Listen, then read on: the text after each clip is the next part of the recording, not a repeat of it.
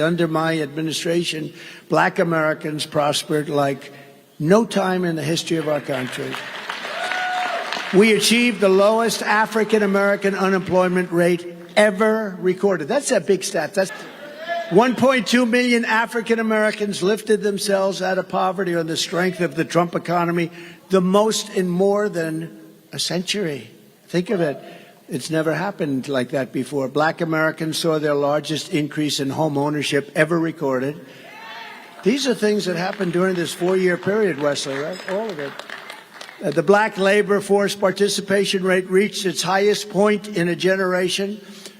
With Senator Scott, Tim Scott, came to my office. I'll never forget it. I have an idea, he said. We created opportunity zones which drove billions and billions of dollars in wealth to revitalize our most distressed communities, especially in the inner cities. I think it's the greatest economic development program maybe ever, and people don't talk about it. But that was done by Tim Scott, and then he came to see me, and we got it done, and it's been incredible. I got record funding for historically black colleges and universities. You know, the first year I saw like 45 guys come up. They're the heads of most, I think, guys, one wonderful woman, actually. They were the heads of the colleges. And I said, so what are you doing? They said, we come up every year to ask for help, funding. And I said, all right. I didn't think much about it, but I got it for them. The second year they came up, and I said, what are you doing here? Well, we're back again. I said, you have to do this every year? They said, yeah, every year we come up. We never have funding, so we always come up and ask for funding. And one of them said, I feel like a beggar. I come up, I feel like a beggar. We do a good job with those incredible schools, but I feel like a beggar coming up. I said, ooh, that's tough. And sort of then forgot about it as we did. You know, I was focused on Russia hoax and lots of other things, right? That we won.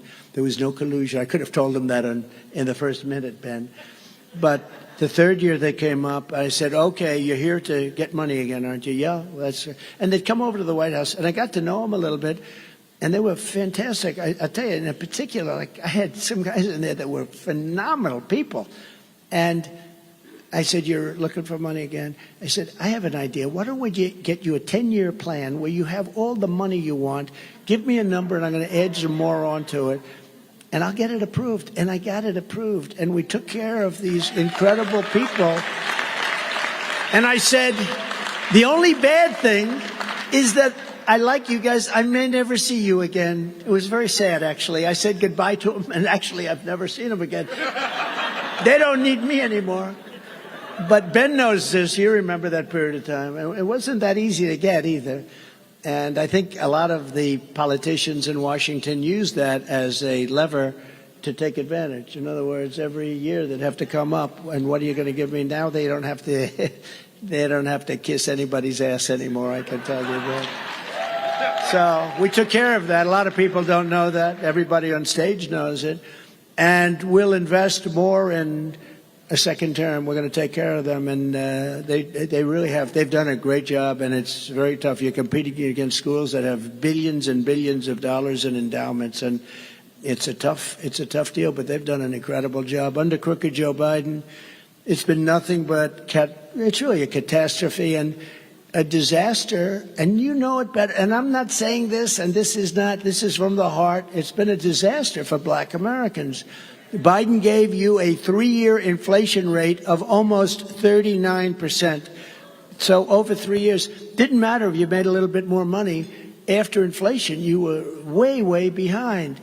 The number of African American families living in poverty has increased by more than 50% since the year one of his administration. Hard to say that his administration, because, you know, we got more votes than anybody in the history of a sitting president. We got millions more votes than we did in 2016. I was told by John McLaughlin and Fabrizio, the great pollsters, sir, if you can get 63 million votes, that's what we got in 16, there's no way you can be beaten. Well, we got like 75 million votes. I said, so I guess we didn't get beaten, yeah? But they said we got beaten. Now, we're going to be watching very closely.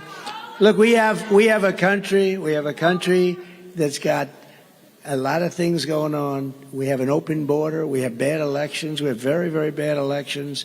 You have to have honest elections and strong borders, or you don't have a country. You don't have a country. The average mortgage payment is now almost 2 times as high, costing the typical family an extra $19,000 a year in mortgage payments from when I was president. You and your family cannot afford 4 more years of Bidenomics. He thinks it's a good term. It's a really bad term. Anything having to do with his name is bad. That's why this November, black Americans are going to tell, you all watch The Apprentice, right? They're going to tell Crooked Joe Biden, you're fired. You're fired. Get the hell out of here. You're fired. Get out of here. You've been an incompetent, horrible president. You allowed wars to go that should have never happened. Israel should have never been attacked. Ukraine should have never been attacked. You're a lousy president, worst president ever. The happiest person about him, though, and man who thinks very warmly of him, is Jimmy Carter, because Jimmy Carter is now considered a brilliant president by comparison to Crooked Joe Biden. Jimmy Carter is a happy man. For Biden, wrecking the dreams of African Americans is nothing new. You know this. You know the real story behind this guy. I said, do I really want to say this stuff? Then I said, what the hell? I've been saying it. You know, when they said, oh, you can't run. You know, when you look at the presidency, it's such a cherished, incredible position, such responsibility. But 92% of the people were politicians and 8% were generals. So no percent were from where I came from. So they said, oh, he's just going to have a good time. You think I'm having a good time? I'm not sure it's a good time, but I love it. I love it. Because we're going to make America great again. That's why I love it. But I said, do we really want to hit him that hard? Because if you do, you can really go back into history with him. It's the only thing he's really been good at his entire career. You know what that is? Being a racist, because he's a racist.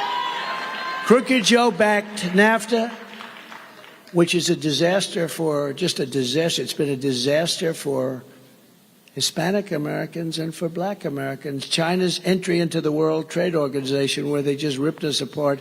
I took in $472 billion from China. No other president has taken in anything. They did not want to see me do so well. You know, we're leading in every poll by a lot. You see it. And I don't think China's too happy about that, actually.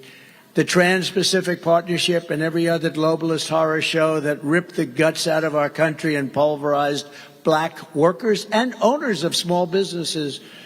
So to any black voter who's thinking of casting your ballot for us for the first time, it might be for the first time, and probably is. It's amazing. What's happened in the last 2 years is actually amazing, and it's been based on results, real results. Just remember, you owe Crooked Joe Biden absolutely nothing. You don't owe him a thing, so do not feel guilty. Please do not feel guilty.